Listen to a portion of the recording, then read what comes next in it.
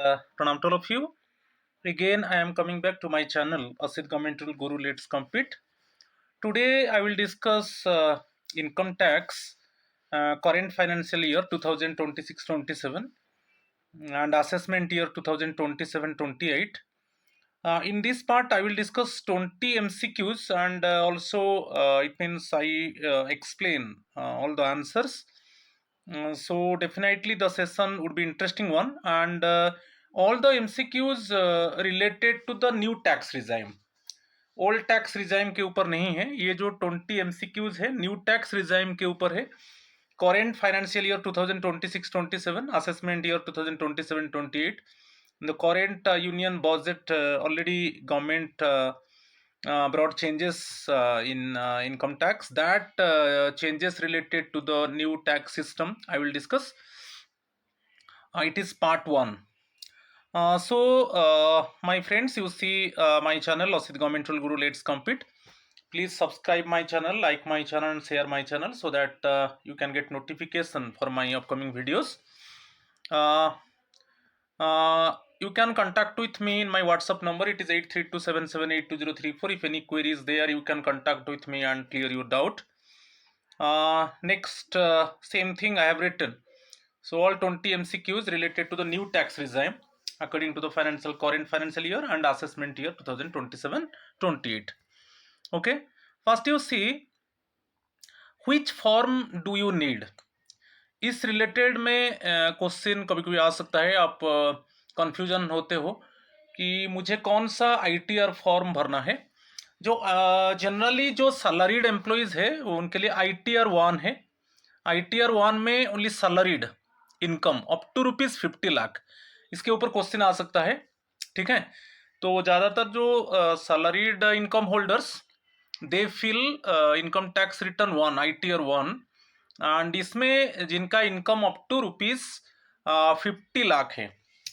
ITR 2 जो है इसमें एक सिंगल प्रॉपर्टी आएगा. ITR 1 में एक सिंगल प्रॉपर्टी, सपोज एक सिंगल प्रॉपर्टी में आपको रेंट मिल रहा है, इसमें आएगा. ITR 2 में income from non business property. अच्छा, इसमें क्या है, आपका मोर देन 1 प्रॉपर्टी है, उसमें आपको रेंट मिल रहा है, तो ITR 2. ठीक है, उसको मैं आगे में भी डिस्कस करूंगा. तो ITR 1 में जो बेसिकली सैलरीड इनकम है और सिंगल प्रॉपर्टी से जो इनकम है, मगर ITR 2 में आपका सैलरी प्लस आपका मोर देन 1 प्रॉपर्टी से आपको इनकम मिल रहा है. ठीक है, ITR 3 में income from business, right. ITR 4 जो है फॉर इंडिविजुअल्स और हिंदू अनडिवाइडेड फैमिली और non LLP farms, limited liability partnership farms. Okay, ITR 4. ITR 5 for limited liability partnership farms, ITR 5. ITR 6 for companies claiming exemption under section 11. ITR 7 income from property held by trust, ITR 7. और ITR भी suppose आप electronically fill up नहीं कर पा रहे हो, return of income not verified electronically, इसमें आपका रिटर्न को इलेक्ट्रॉनिकली वेरीफाई नहीं हो रहा है, तो वो जो रिटर्न आप फाइल करोगे ITR भी, क्योंकि आपको पोस्टल में भेजना है. ठीक है, आप इलेक्ट्रॉनिकली वेरीफाई नहीं हो पा रहा है. अभी आप जानते हो कि आधार नंबर में वेरीफाई हो रहा है, यदि नहीं हो पा रहा है तो उसको हम पोस्टल में भेजेंगे और उसको ITR भी बोलते हैं. उसको और थोड़ा क्लैरिटी में मैं बताऊंगा. यहाँ पर ITR 1 बहुत इंपॉर्टेंट है. तो ITR 1 में resident individuals with income up to ₹50 lakh, ये जो है बेसिकली सैलरीड इनकम होल्डर्स के लिए है. सैलरी इसमें क्या क्या आएगा, सैलरी, पेंशन, 1 हाउस प्रॉपर्टी, याद रखिए ITR 1 house property, and other sources में सपोज आपको इंटरेस्ट मिल रहा है, ये ITR 1. ओके, जैसे directors, those with capital gains और इनकम फ्रॉम बिजनेस प्रोफेशन, ये सब नहीं आएगा, ये एक्सक्लूडेड है. ठीक है, आपको कैपिटल गेन से सपोज आपको प्रॉफिट मिल रहा है कि आपको बिजनेस प्रोफेशन से आपका इनकम अर्न हो रहा है, तो ये इंक्लूड नहीं है ITR 1 में. अच्छा, ITR 2, same individuals and Hindu undivided families not having income from business और प्रोफेशन, इसमें बिजनेस प्रोफेशन से नहीं होगा, salary, multiple house properties. More than one property से सपोज आपको इनकम अर्न हो रहा है, आप रेंट ले रहे हो more than one property, capital gains, ठीक है, और एंड फॉरेन असेट्स और इनकम। जो कैपिटल गेन्स है बेसिकली शॉर्ट टर्म है, लॉन्ग टर्म है। आप कोई शेयर के ऊपर, कोई कंपनी का शेयर के ऊपर इन्वेस्ट करते हो तो विद इन 1 ईयर जो है, विद इन 1 ईयर याद रखिए, शॉर्ट टर्म कैपिटल गेन्स। और मोर देन 1 ईयर होता है, कोई म्यूचुअल फंड के ऊपर आप इन्वेस्ट किया मोर देन 1 ईयर तो वो लॉन्ग टर्म हो जाता है, ठीक है। तो म्यूचुअल फंड्स, इक्विटी शेयर्स, आप उसके ऊपर जो इन्वेस्ट करते हो और आपको जो डिविडेंड मिल रहा है वो कैपिटल गेन से, और फॉरेन एसेट्स और इनकम ये सब ITR 2 में। मगर इसमें कोई बिजनेस प्रोफेशन से आपको इनकम और नहीं होगा, ठीक है। ITR 3 जो है, individuals and Hindu undivided families having income from business और प्रोफेशन। यदि बिजनेस प्रोफेशन से आपको इनकम अर्न हो रहा है वो ITR 3 है। ITR 2 में जो भी सोर्सेस से आप ले जाइए, मगर बिजनेस प्रोफेशनल इनकम में जो भी बिजनेस से और प्रोफेशनल इनकम आपको मिल रहा है तो वो ITR 3 में आपको भरना है। मगर कंपनीज और farms, LLP, limited liability partnerships, ये इसमें नहीं आएगा, ठीक है, ये सब एक्सक्लूडेड है। ITR 4 में resident individuals, Hindu undivided families and firms, इसमें भी लिमिटेड लाइबिलिटी पार्टनरशिप्स नहीं आएगा, with income up to 50 lakh. इसमें एक प्रेजम्पटिव बिजनेस और प्रोफेशनल इनकम, ठीक है, जैसे चार्टर्ड अकाउंटेंट है कि सपोज डॉक्टर्स है, इनका जो एक अज्यूम्ड इनकम होता है तो वो इसमें ITR 4 भरते हैं। कोई कंसल्टेंसी फार्म है, उसमें आपका जो प्रॉफिट मिल रहा है कि जो इनकम अर्न कर रहे हो वो ITR 4 में आएगा। तो ये चारों को आपको याद रखना है क्योंकि इसी रिलेटेड में क्वेश्चन आता है, ठीक है, क्लियर। मगर ITR 1, ITR 2 बहुत इंपॉर्टेंट है। यदि बिजनेस प्रोफेशन से आपको इनकम अर्न हो रहा है ITR 3 है, और ITR 4 जो है, जो कंसल्टेंसी फार्म है कि जो CA चार्टर्ड अकाउंटेंट की सपोज डॉक्टर्स, वो जो अर्न कर रहे हैं वो ITR 4 में आता है क्योंकि वो प्रेजम्पटिव बिजनेस और प्रोफेशनल इनकम है, ठीक है। अभी चलो क्वेश्चंस देखेंगे। Question number 1, Mr. Arjun, a central government employee, shifted to the unified pension scheme in April 2025. In financial year 2026-27, his basic pay plus DA ये दे दिया है। द गवर्नमेंट तो जो यूनिफाइड पेंशन स्कीम में गवर्नमेंट कंट्रीब्यूशन तो 18.5% है, ठीक है। एम्प्लॉय का कंट्रीब्यूशन वही 10% है, मगर गवर्नमेंट का कंट्रीब्यूशन 18.5% है। तो under the new tax regime what is the treatment of this employer contribution. तो एम्प्लॉयर कंट्रीब्यूशन के ऊपर क्या होगा, आप देखिए, अभी आपका NPS में जो गवर्नमेंट शेयर है 14%, वो अंडर सेक्शन 80 CCD 2 में आपको याद रखना है, अंडर सेक्शन 80 CCD सबसेक्शन 2 से डायरेक्टली डिडक्ट हो रहा है, एग्जेम्प्ट हो रहा है कि नहीं। तो इसमें जो गवर्नमेंट का जो 14% है NPS, गवर्नमेंट जो मैनेजमेंट शेयर है, और यूनिफाइड पेंशन स्कीम में वही है, चाहे गवर्नमेंट का कंट्रीब्यूशन 18.5% है, मगर जो एग्जेम्प्टेड होगा वो 14% होगा, इतना डिडक्ट होगा अंडर सेक्शन 80 CCD 2 में, और जो 4.5% रहेगा उसके ऊपर टैक्स लगेगा, ठीक है। तो अभी आप समझ गए होंगे, the entire 18.5% is exempt under section 80 CCD 2, ये गलत है। 14% is exempt and the remaining 4.5% is taxable as salary, यही करेक्ट होगा। 10% is exempt and 8.5% is taxable.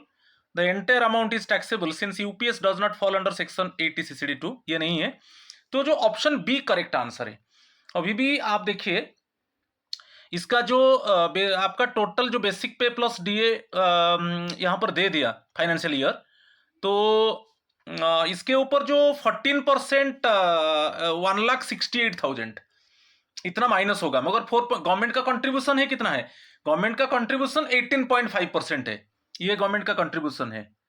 मगर आपका जो अंडर सेक्शन 80 CCD 2 में जो डिडक्शन होगा वो 14% के हिसाब से डिडक्शन होगा।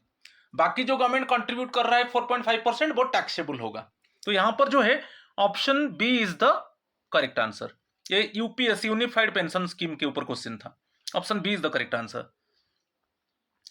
क्वेश्चन नंबर 2 देख लीजिए। Mister Sneha is retiring after 30 years of service under the unified pension scheme. Her last drawn monthly basic pay plus DA was 1 lakh. जब वो उसका रिटायरमेंट हुआ सुपरएनुएशन तो उसका बेसिक पे प्लस DA मिलकर 1 लाख था। सी रिसीव्स ए लॉमसम बेनिफिट, आप जानते हो यूपीएस स्कीम में, as per the UPS formula 1/10 of monthly salary for every 6 months of service. Which of the following is true regarding the taxability and impact of this amount? आप जानते हो कि जो लॉमसम amount है वो आपका कितना हाफ ईयर सर्विस है। सपोज यहां पर जैसे 30 ईयर सर्विस है, सो 60 हाफ ईयर्स, 60 हाफ ईयर्स, ठीक है। तो एवरी हाफ ईयर में 1/10 एवरी हाफ ईयर आपको 1/10 ऑफ जो बेसिक लास्ट जो बेसिक पे प्लस DA था तो कितना था, 1 लाख था। तो 1 लाख था मीन्स आप इसमें कैलकुलेट कर दीजिए, तो उसमें बेसिकली आपका 10,000, तो 10,000 ऐसे 60 हाफ ईयर्स जितना होगा एक लॉमसम अमाउंट मिलेगा, ठीक है। यहां पर 60 हाफ ईयर से, okay 60 half years every half year में ऐसे कैलकुलेट कीजिए। Every half year 1/10 into 1 lakh, 1 lakh क्या है, बेसिक पे प्लस DA जो लास्ट जब उसका सुपरएनुएशन रिटायरमेंट हुआ तो इसमें कितना आ रहा है, 10,000 आ रहा है।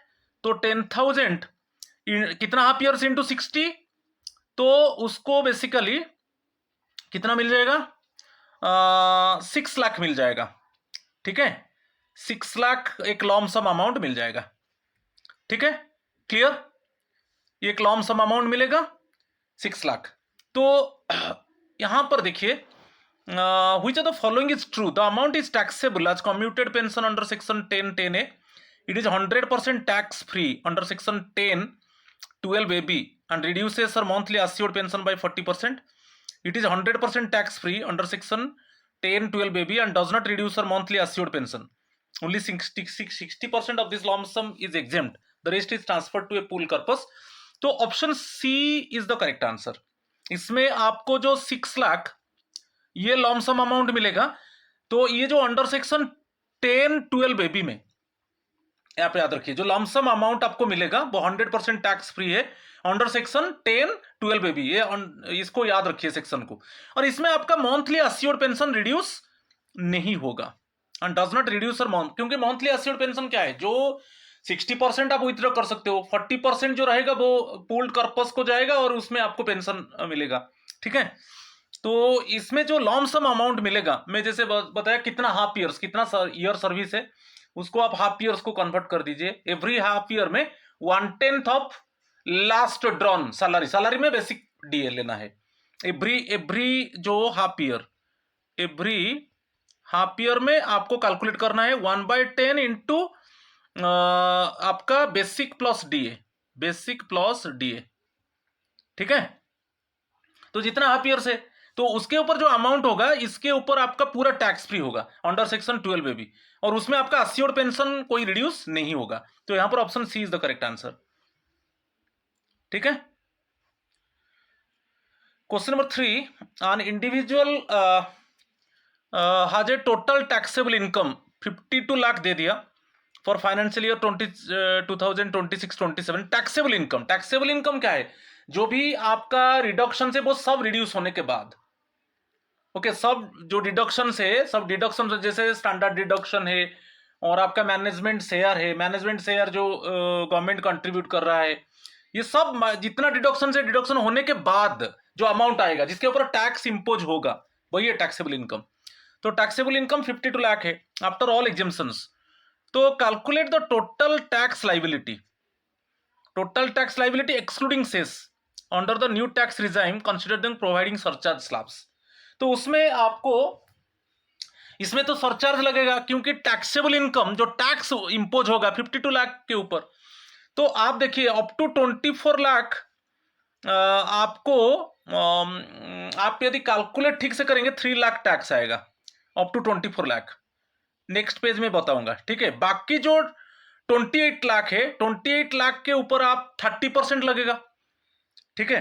तो 30% लगेगा, तो ऐसा जो हमारा जो कैलकुलेशन होगा, कैलकुलेशन नेक्स्ट पार्ट में हम बता देंगे, ऑप्शन सी होगा, क्योंकि आप जानते हो इसमें ऑप्शन सी करेक्ट होगा। आप कैलकुलेट करके देखिए, टैक्सेबल इनकम 52 लाख है, तो आपको याद होगा यदि आपका taxable income, total taxable income 50 more than 50 lakh to 1 crore, इसमें greater than 50 lakh to 1 crore, तो इसमें सरचार्ज 10% होगा, क्योंकि इसके ऊपर सरचार्ज क्या है, इसके ऊपर कितना टैक्स होगा और उसके ऊपर फिर टैक्स लगेगा, tax on tax.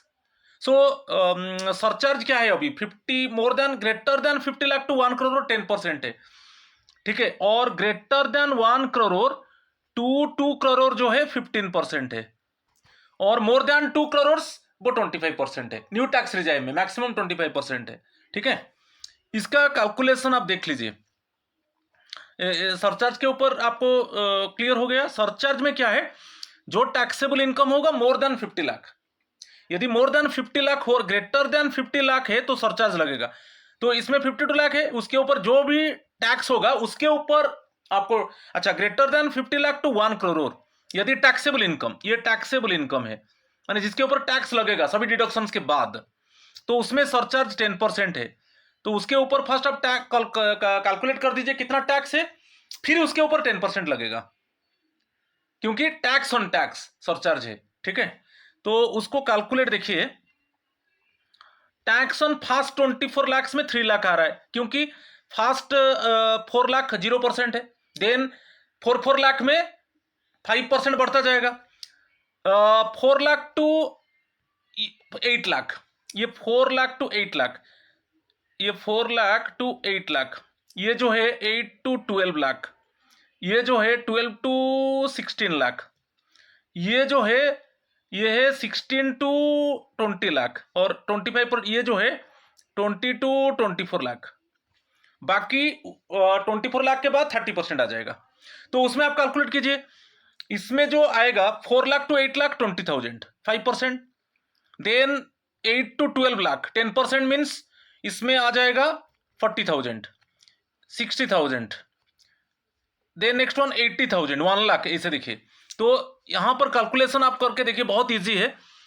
Fast 4 lakh तो एग्जेम्प्टेड है, 4 टू 8 लाख इसमें मैं अच्छे से कैलकुलेट, 4 टू फास्ट 4 लाख ये एग्जेम्प्टेड है, ये 4 टू 8 लाख 5% है, ये 4 टू 8 लाख ये 5% है 20,000, ये जो है 40,000 कैसे आएगा ना, 8 टू 12 लाख ये 10% है, ऐसे कैलकुलेट करते जाइए, 40,000 देन 60,000 देन 80,000 देन 1 लाख, ये अप टू 24 लाख, क्योंकि फास्ट 4 लाख 0 है, 4 to 8 lakh 5%, 8 to 12 lakh 10%, 12 lakh to 16 lakh 15%, 16 lakh to 20 lakh 20%, 20 lakh to 24 lakh 25%, more than 24 lakh 30%। तो ऐसे कैलकुलेट कीजिए, तो यहां पर 3 लाख हो गया। अच्छा, आपका टैक्सेबल इनकम कितना था 52 लाख, बाकी कितना रहा 28 लाख, इसके ऊपर 30% लगेगा, तो टोटल कितना हो गया 11,40,000, और इसके ऊपर सरचार्ज लगेगा, इसके ऊपर सरचार्ज लगेगा 10%, सरचार्ज लगेगा 10%, क्योंकि आपका टैक्सेबल इनकम पूरा सभी डिडक्शंस होने के बाद जिसके ऊपर टैक्स इंपोज होगा उसको हम टैक्सेबल इनकम बोलते हैं। यदि आपका taxable income more than 50 lakh to 1 crore होगा, सरचार्ज 10% होगा। तो यहां पर एक्चुअली टैक्स कितना हुआ 11,40,000, उसके ऊपर फिर सरचार्ज 10% लगेगा, क्योंकि आपका taxable income more than 50 lakh है, ठीक है। So since income exceeds 50 lakh 10% surcharge applies to the tax amount, ठीक है, क्लियर। अच्छा, next one, under the NPS, ये सेक्शन याद रखिए, सेक्शन 1012B। 1012B क्या है, जो एम्प्लॉय को मौका मिल रहा है पार्शियल विथड्रॉल, आपका एंटायर कैरियर में 4 टाइम्स अभी ये पार्शियल विथड्रॉल, 4 टाइम्स, इसको मैं थोड़ा बता देता हूं, पार्शियल विथड्रॉल। अच्छा, जो 4 टाइम्स पार्शियल विथड्रॉल होगा, इसमें आपका जॉब का फर्स्ट 3 इयर्स में आप विथड्रॉ नहीं कर सकते, lock in period first 3 years रहेगा, 3 इयर्स के बाद तो 4 टाइम्स आप पार्शियल विथड्रॉल कर सकते हो। रीजन दे सकते हो, इलनेस है कि हायर एजुकेशन है, ये सब है, ठीक है। तो पार्शियल विथड्रॉल 4 टाइम्स, तो ईच टाइम इसमें बता देता हूं, ईच टाइम आप 25%, maximum 25% of employee share, of employee share, मगर इसमें इंटरेस्ट कुछ कैलकुलेट नहीं होगा, only without interest 25% of employee share, ठीक है, not employer share, only 25% of employee share maximum each time, ठीक है, क्लियर। तो इसमें वही उसी रिलेटेड क्वेश्चन है अंडर सेक्शन 10(12)(b), देखिए ये सेक्शन को याद रखिए। If an employee makes a partial withdrawal for a child's higher education after 5 years of service, which component is tax exempt? Up to 25% of the total fund value including interest, no. Up to 25% of the employer's contribution, only no. Up to 25% of the employee's own contributions excluding interest, यही होगा। 60% of the withdrawal amount is exempt, तो option C is the correct answer, क्योंकि आप जो partial withdrawal करोगे each time, जो आपका जो ओन कंट्रीब्यूशन है उसका अप टू 25%, मैक्सिमम 25%, और उसमें एक्सक्लूडिंग इंटरेस्ट कैलकुलेट नहीं है, ओनली आपका डायरेक्ट कंट्रीब्यूशन, उसमें एक्सक्लूडिंग इंटरेस्ट, ठीक है। हैव यू क्लियर अंडरस्टूड और नॉट? इसमें आपको ये एग्जेम्प्टेड है, तो आपका टोटल कैरियर में 4 टाइम्स आप पार्शियल विथड्रॉल कर सकते हो, मगर फर्स्ट जॉब का फर्स्ट 3 इयर्स वो लॉक इन पीरियड रहेगा, ठीक है। ये सेक्शन याद रखिए, सेक्शन 10(12)(b), तो option C is the correct answer. Question number 5, mister X, specially abled employee, receives a transport allowance of rupees 5,000 per month for commuting. Additionally, he retires and receives leave encashment and gratuity as a government employee. उसका retirement हो गया, पहले वो उसका transport allowance मिल रहा था, वो एक स्पेशली एबल्ड एम्प्लॉय था, उसको ट्रांसपोर्ट अलाउंस पर मंथ था 5,000। Additionally he retires and receives leave encashment and gratuity as a government employee. What is the total monthly exemption he can claim for the transport allowance and what is the status of his retirement benefits? अच्छा, इसमें देखिए, यदि transport allowance का बात आएगा तो अभी जो एग्जेम्प्टेड है ₹3,200। आप देखिए अंडर सेक्शन 10 देखिए, इसमें आप देख लीजिए अंडर सेक्शन 10 में, अंडर सेक्शन 10 सबसेक्शन 14(ii), इसमें देख लीजिए क्लियरली मेंशन है, ये सेक्शन बहुत इंपॉर्टेंट है, अंडर सेक्शन 10 14(ii), ठीक है। ₹3,200 ये एग्जेम्प्टेड होगा, इसमें 5,000 उसको मंथली मिल रहा है, तो कितना एग्जेम्प्टेड होगा, टैक्स नहीं लगेगा, ₹3,200 पर मंथ, ठीक है, ये एक है। और रिटायरमेंट के बाद यदि उसको ग्रेचुइटी मिल रहा है, ग्रेचुइटी में अंडर सेक्शन 10(10), ये ग्रेचुइटी रिलेटेड है, पूरा एग्जेम्प्टेड होगा, जो ग्रेचुइटी मिलेगा पूरा एग्जेम्प्टेड होगा, ठीक है, ये पूरा एग्जेम्प्टेड होगा। और लीव एनकैशमेंट में बता देता हूं, under section 10(10)(a),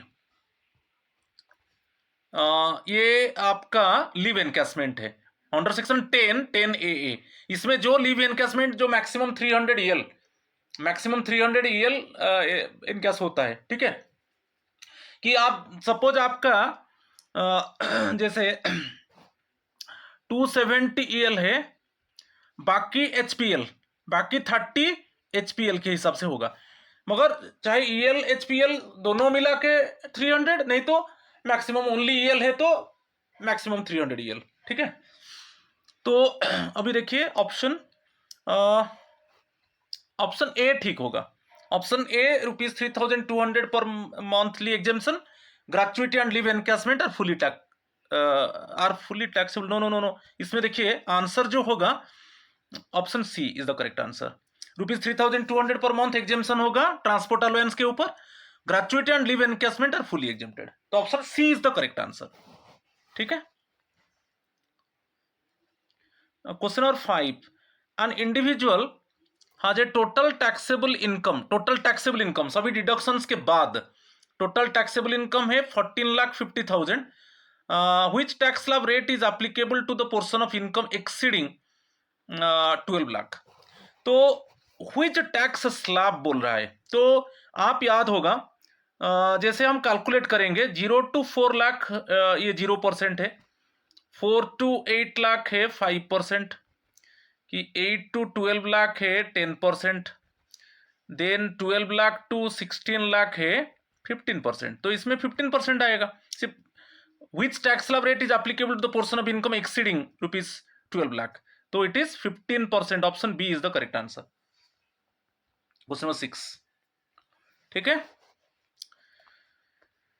question number 7, under new tax regime for financial year 2026-27 what is the maximum income limit that qualifies for a 0% tax rate? 0 to 4 lakh जो है इसमें 0% है, फर्स्ट 4 लाख, तो लिमिट इज 4 लाख। अब लीजिए, option B is the correct answer, question number 7, right. अच्छा, question number 8, what is the amount of standard deduction available to salaried individuals under the new tax regime? New tax regime आप देखिए, देख लीजिए under 16 IA, ठीक है, इसको देख लीजिए अंडर 16 IA, इसमें क्लियरली मेंशन है कि जो स्टैंडर्ड डिडक्शन है 75,000 standard deduction new tax regime में। Option B is the correct answer. Under section को याद रखिए, अंडर सेक्शन 16 IA, ठीक है, option B is the correct answer. Question number 9, अच्छा रिबेट का बात आएगा अंडर सेक्शन, ये रिबेट है section 87A, rebate of the new tax regime on individual is generally exempt from paying any income tax if there net taxable income does not exceed 12 lakh. यदि आपका taxable income सभी deduction के बाद taxable income याद रखिए up to 12 lakh, आपका कोई tax नहीं लगेगा, पूरा रिबेट रहेगा। तो आपको इसमें कैलकुलेट करोगे तो बेसिकली रिबेट रहेगा 60,000, रिबेट रहेगा 60K में लिख दिया, 60,000 रिबेट रहेगा। इसमें कैलकुलेट कर दीजिए 12 लाख तक, ठीक है। तो आपका टैक्सेबल इनकम सभी डिडक्शंस के बाद, यदि आपका taxable income up to 12 lakh है जिसके ऊपर टैक्स लगेगा, अप टू 12 लाख है कोई टैक्स नहीं लगेगा। और यदि हम नॉर्मली इसे कैलकुलेट करेंगे 60,000 आपको देना था, मगर अभी वो जो न्यू टैक्स रिजाइम में taxable income up to 12 lakh सभी डिडक्शंस के बाद जो टैक्स जिसके ऊपर इम्पोज होता है, टैक्स जिसके ऊपर लेवीज होता है, यदि वो 12 लाख है वो टैक्स नहीं लगेगा, ठीक है। तो रिबेट इसमें 60,000 मिलता है, तो option C is the correct answer, ठीक है। Question number 10, which of the following deductions is not allowed under new tax regime? Standard deduction है, deduction for contribution to NPS tier 1 under section, ये तो deduction है जो management share. Deduction for life insurance ये नहीं है, deduction for family pension है। तो इसमें ऑप्शन सी, जो life insurance premium deduction new tax regime में नहीं है। स्टैंडर्ड डिडक्शन है, मैनेजमेंट शेयर जो NPS का है, और फैमिली पेंशन डिडक्शन है। तो यहां पर option C is the correct answer. Question number, इसमें देख लीजिए, थोड़ा मैं एक टेबल बता दिया जो न्यू टैक्स रिजाइम में फर्स्ट 0 to 4 लाख नील है, 4 लाख टू 8 लाख 5%, 8 to 12 लाख 10%, 5 बढ़ा के जाइए, 12 to 16 15, 16 लाख टू 20 लाख जो 20%, 20 to 24 लाख 25%, और अबव 24 लाख 30%।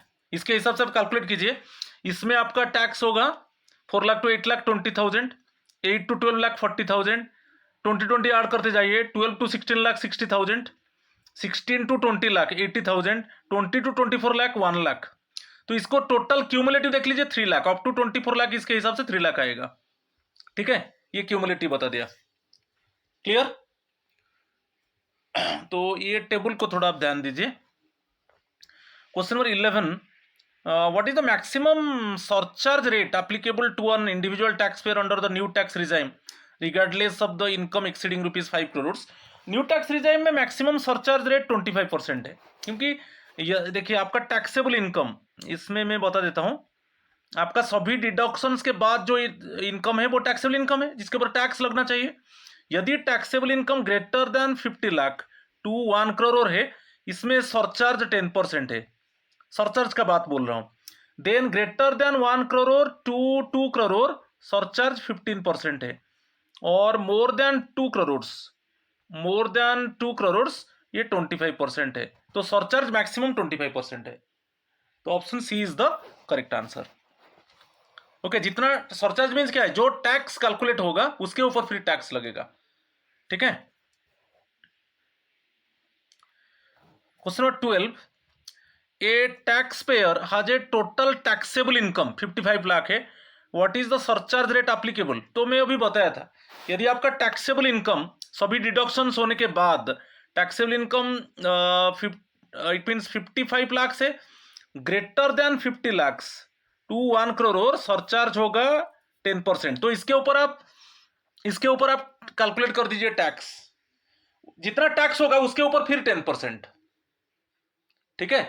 55 लाख नॉर्मली आप स्लैब के हिसाब से कैलकुलेट कर दीजिए, ठीक है, और जो जितना टैक्स होगा उसके ऊपर फिर 10% लगेगा सरचार्ज, बाकी उसके ऊपर सेस लगेगा 4%, ठीक है। तो ऐसे कैलकुलेट होता है। तो यहां पर जो सरचार्ज रेट रहेगा 10% रहेगा। Option B is the correct answer. Question number 13, for which of the following income types is the surcharge capped at 15% even if the total income exceeds rupees 2 crore under the new regime। तो इसमें आप याद रखिए, जो surcharge का cap रहेगा 15%, basically dividend income and capital gains, इसके ऊपर चाहे आपका टोटल इनकम एक्सीड्स 2 करोड़, मगर ये फिक्स है। जो डिविडेंड इनकम कैपिटल गेन्स होता है उसमें जो सरचार्ज होगा 15% रहेगा, माने जितना टैक्स कैलकुलेट करोगे उसके ऊपर सरचार्ज लगेगा, टैक्स ऑन टैक्स, तो 15% है dividend income and capital gains. Option C is the correct answer. मगर एक्चुअली नॉर्मली हम सरचार्ज देखते हैं मोर देन 2 करोड़, तो जो सरचार्ज आता है 25% मैक्सिमम आता है। मगर आप याद रखिए dividend income and capital gains के ऊपर आपका इनकम एक्सीड्स रुपीज 2 करोड़, आप टैक्स कैलकुलेट कर दीजिए, उसके ऊपर आपका जो सरचार्ज लगेगा वो 15% लगेगा, ठीक है। Option C is the correct answer. Question number 14, calculate the effective surcharge rate for a person whose total income. अच्छा, टोटल इनकम मैं बताया था कि greater than 1 crore to 2 crore surcharge rate is 15%। तो इसके ऊपर आप टैक्स कैलकुलेट कर दीजिए, इसके ऊपर टैक्स कैलकुलेट नॉर्मली कीजिए, जितना टैक्स होगा उसके ऊपर 15% लगेगा सरचार्ज, फिर दोनों को ऐड कर दीजिए, तो टैक्स प्लस उसके ऊपर 15% सरचार्ज, जितना होगा टोटल के ऊपर फिर लगेगा सेस 4%, ठीक है नहीं। तो उसमें 15% रहेगा। Answer A is the correct answer. Question number 15, at what point does the surcharge rate jumps from 15% to 20% under the new regime greater than 2 crore when income exceeds rupees 2 crore? Option D is the correct answer, ठीक है। देखिए यहां पर surcharge दे दिया, यदि आपका taxable income सभी deductions के बाद जो इनकम रेंज है अप टू 50 लाख नहीं है, यदि आपका taxable income above 50 lakh to 1 crore 10% है, अबव 1 करोड़ टू 2 करोड़ 15% है, अबव 2 करोड़ 25% है। इसको याद रखिए टेबल को न्यू टैक्स रिजाइम में, ठीक है।